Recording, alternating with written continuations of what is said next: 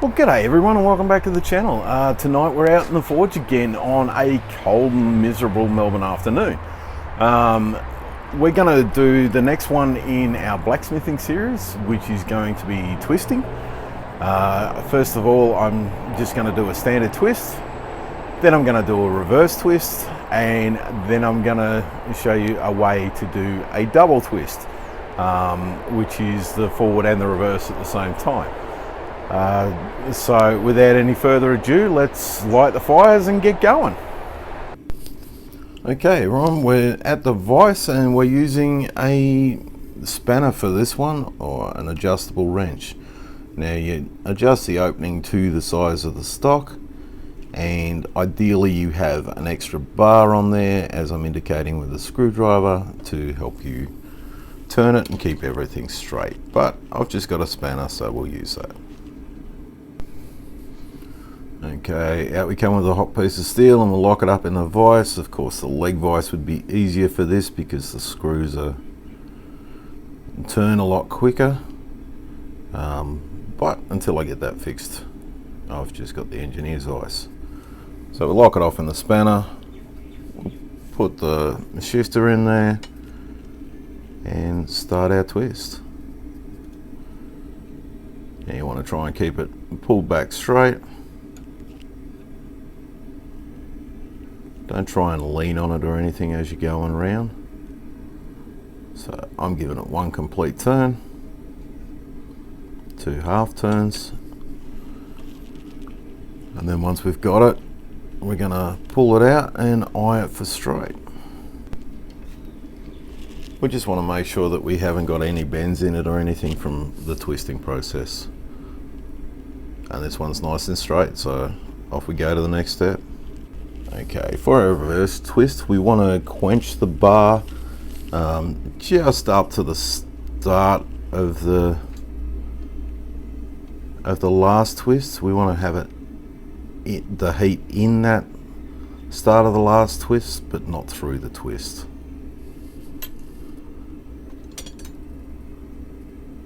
Okay,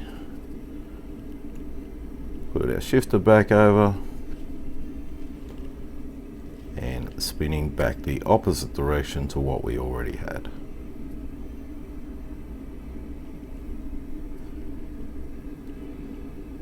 Again, one full turn.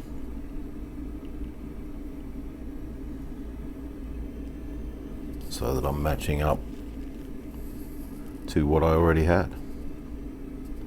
And then we'll just use the spanner to try and push some of the bend out of it.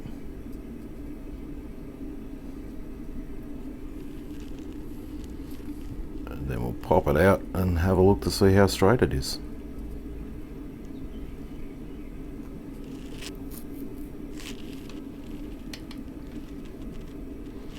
Okay, and this time it's got a bit of a woof in it.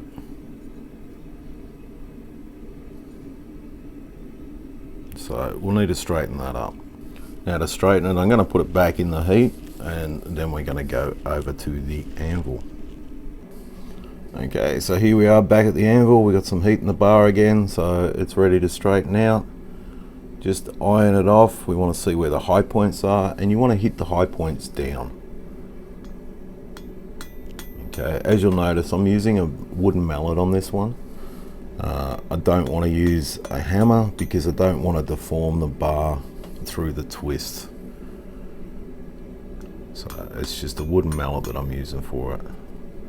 And just not big hits, just little hits, just slowly moving it around, making sure it's right, giving a little hit. Now you should be working on the corners of the parent stock, which I wasn't doing on this one, so it made a lot more work to straighten it up. But we got there, nice and straight. Okay, for this all-in-one twist, we're going to use 2 spanners for it. And so we're going to use one spanner to hold the end and the other to do the actual twisting. Okay, so out we come with our hot piece, clamp it up,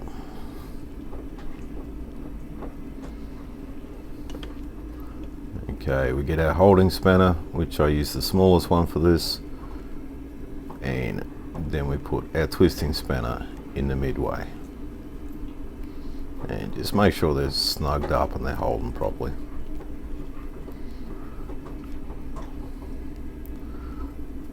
Okay, we're just holding still on the left hand while twisting with the right.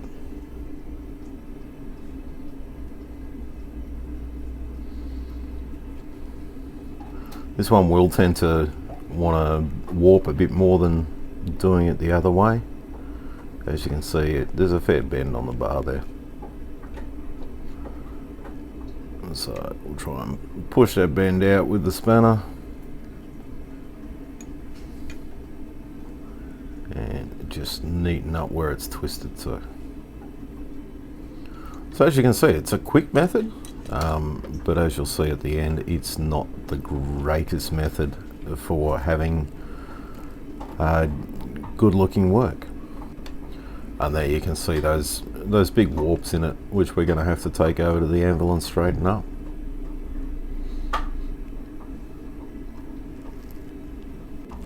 So back at the anvil again, and again with our wooden mallet. Now you can use a rawhide mallet as well for this.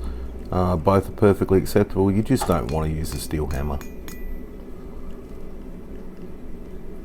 So again, it's just a matter of just sighting down it and just bringing it all back to straight. And as I said, using this second method, you tend to get a fair bit more warp than doing a twist and a counter twist.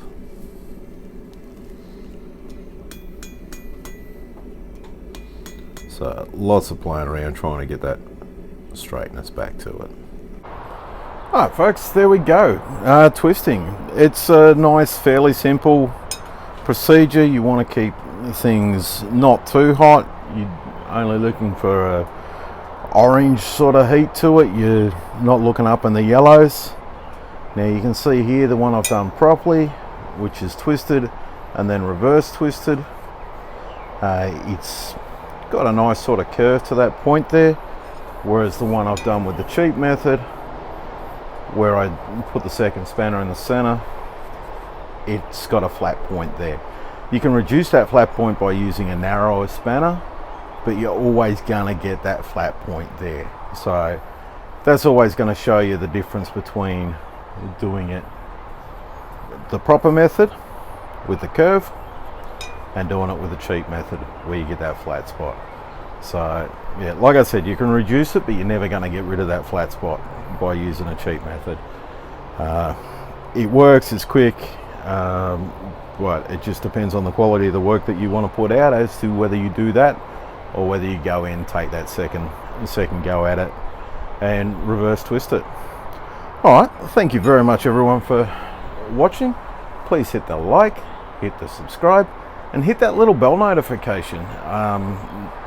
That way you're going to hear about my next video coming out, whether it be blacksmithing, whether it be cooking, whether it be gardening.